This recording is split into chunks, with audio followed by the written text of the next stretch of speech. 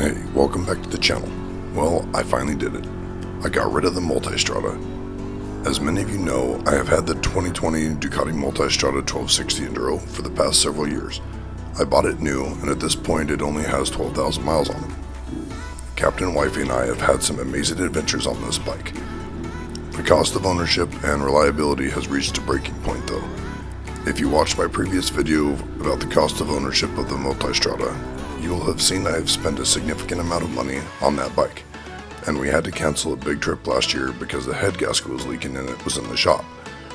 Now 1 year later, we have a 12-day trip through New York, Massachusetts, Maine, Nova Scotia, New Brunswick, and Newfoundland at the end of May, and when you know it is back in the shop for another issue. So I took it back to the Ducati dealer to get checked out. They had it for a couple weeks, which gave me time to find a new bike and negotiate purchase terms. I had everything all set. I picked up the Ducati from the dealer with a fresh bill of health and rode it straight to the other dealer to trade it in.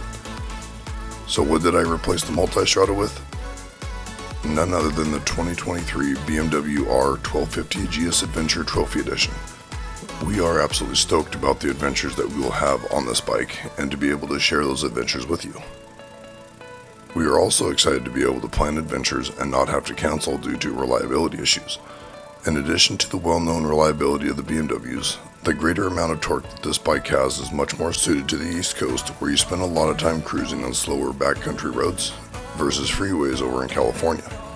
I was having to shift all the time on the Multistrada due to it needing to run at higher RPMs, because if you don't, the engine's just lugging. The side streets of PA are much different than the side streets in Irvine, California. Most side streets / country roads are 2 lanes and speed limits of 35 to 40 in my area, and I spend very little time on the freeways in my local area.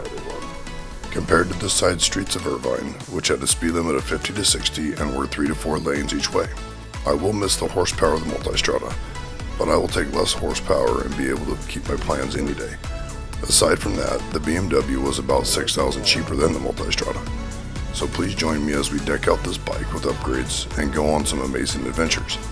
Make sure to subscribe for future content and give the video a thumbs up to support the channel.